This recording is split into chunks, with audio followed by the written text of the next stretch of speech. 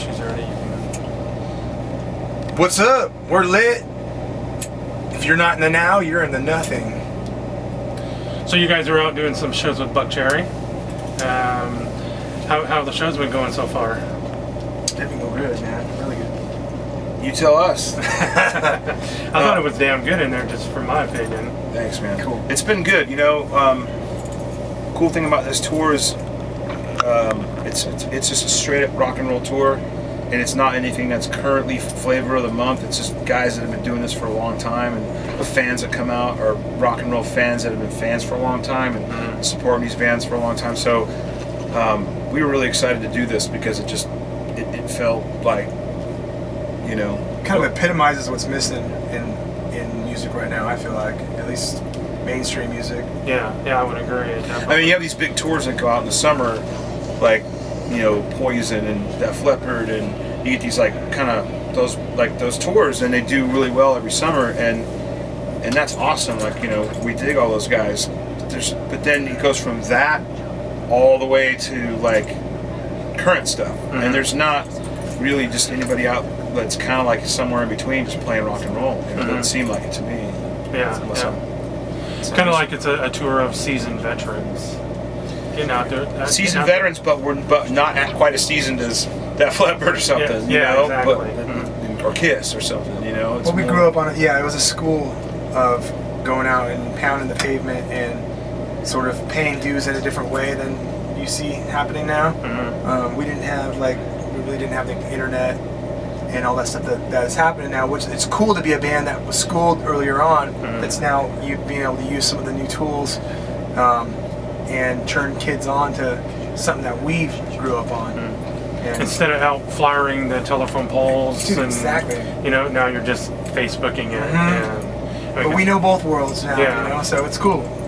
Yeah, nothing wrong with the old school way, you know. No. I think it's important for bands, like, if I was going to give any new band advice, I'd say get out there and do that. Hand out flyers, because you get to meet your fans, and you know, it's a lot different receiving something from a band up close and personal than just getting some kind of like electronic message. Yeah. You know, it's like, and who it gives doesn't necessarily have to be you doing it. You could have somebody doing it for you. Yeah.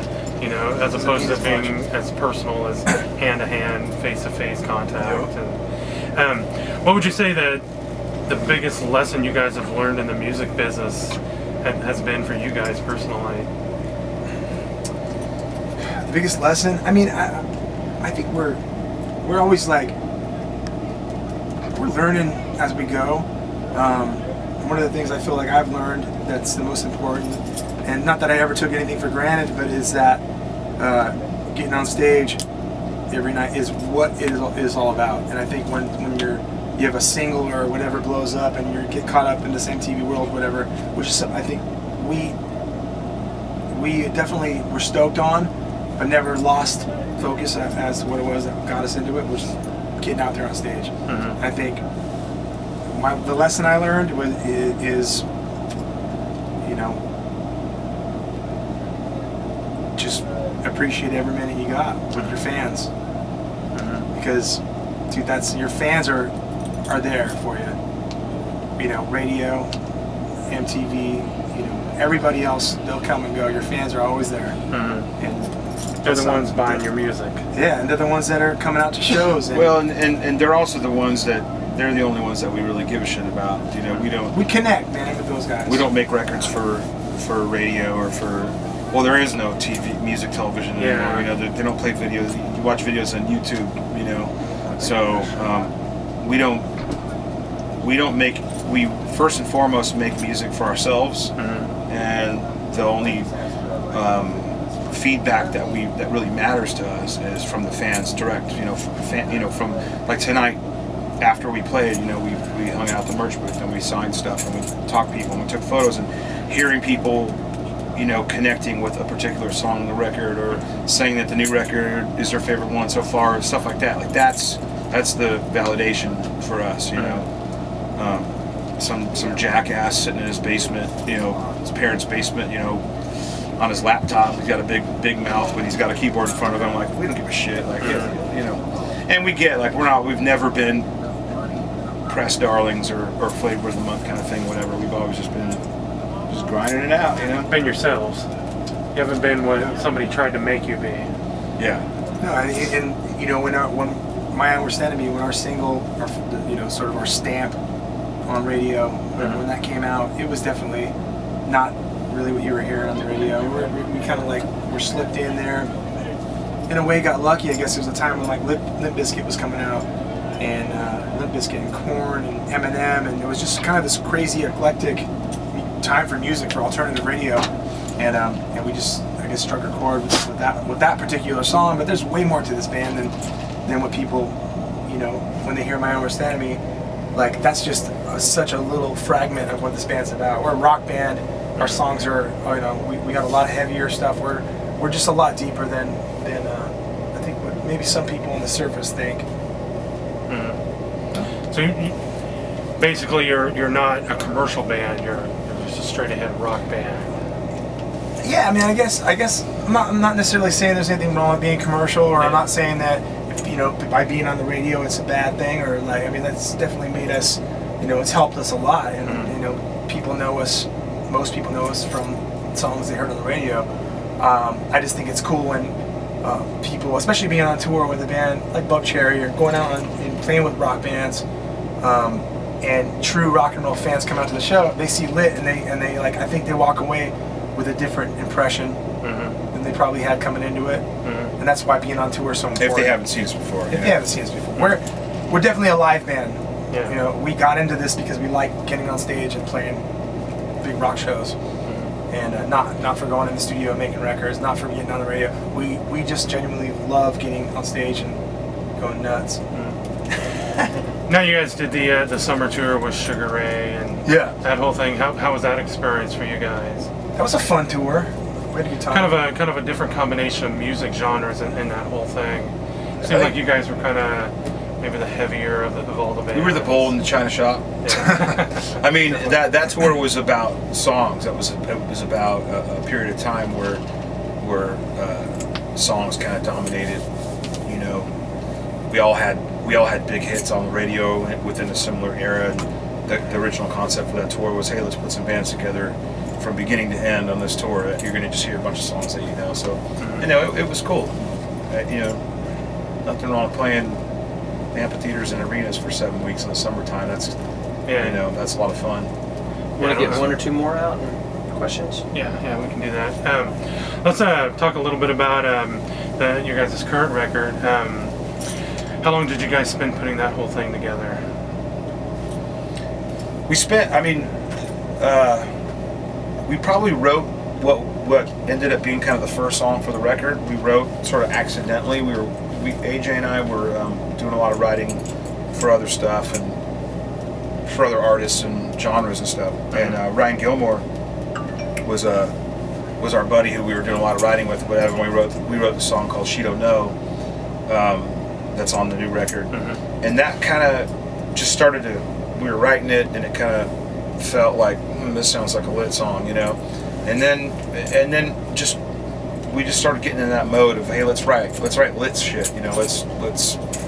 That was the challenge, because a lot of people think like we took a bunch of time off, but we didn't really take any time off. We were writing songs a lot. We were writing for other people, and we were being creative and doing other stuff. We just hadn't committed to the process of making a Lit album and then going out and touring for a year, you know, because we had stuff going on that kind of kept us from being able to commit to that. But I think once we decided like this is what we're going to do and we did it, it was pretty quick, you know, maybe a year or so, writing, recording, doing all that stuff.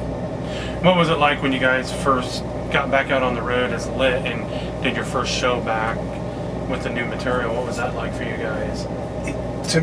For me, it felt like sort of like a whole new beginning.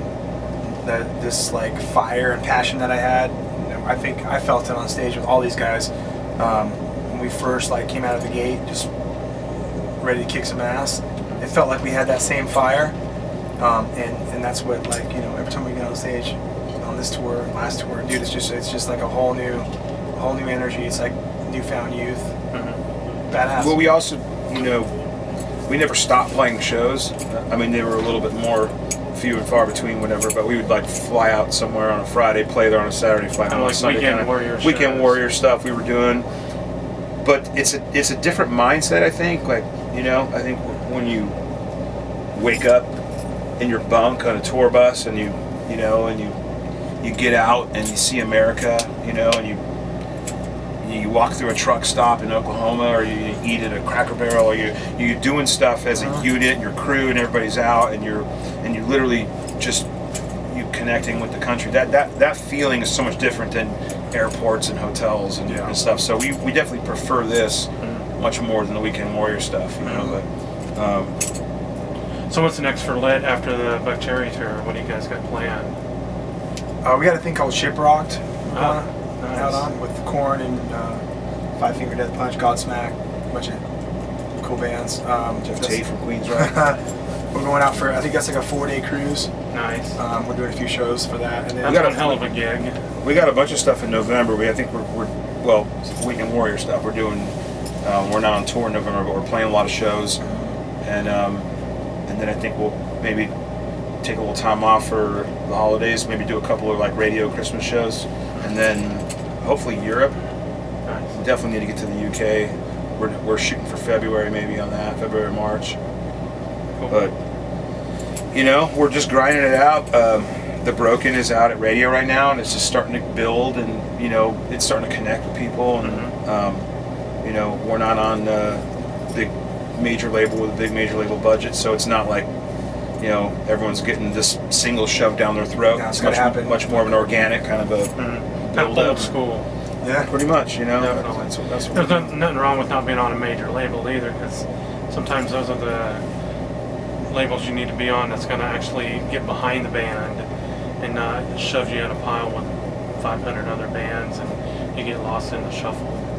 Yeah, I mean, I don't even, to be honest with you, I'm not even really sure what record companies do anymore, you know. I don't, well, I mean, they make records, but who buys records? Yeah. I mean, people download their stuff and they get it where they get it. And we've never made money from selling records anyways, you know, so, you know, as long as the fans are getting the music, that's all we care about. You know, whether they're sharing it or burning it or download whatever, you know, we just wanted to hear it, and you know, hopefully people like tonight come out and just rock out, and that's you know. the best promotion is just getting people to come out and see it for themselves. And I know here in Wichita, just the crowd tonight, you know, really, I mean, just your show with the interaction with the audience, and I mean, you can tell you guys definitely love what you guys do on stage. Oh yeah. Thanks, man. And These guys were, this crowd was great tonight. They were, well, that's the best one of the tour so far. wow, that's fucking pretty badass. Super badass. Yeah, man. Yeah, Wichita is a diehard, you know, just rock city. Cool. You know, they love their rock music here. So Well, glad you guys had a good time. Very so. cool. We had a great time. Cool. Well, I guess we'll wrap it up. Thanks a lot for taking time to Dude, chat with Yeah, us. hell man. yes. Thank you. Thank you, brother. What does it say here? It says mega what?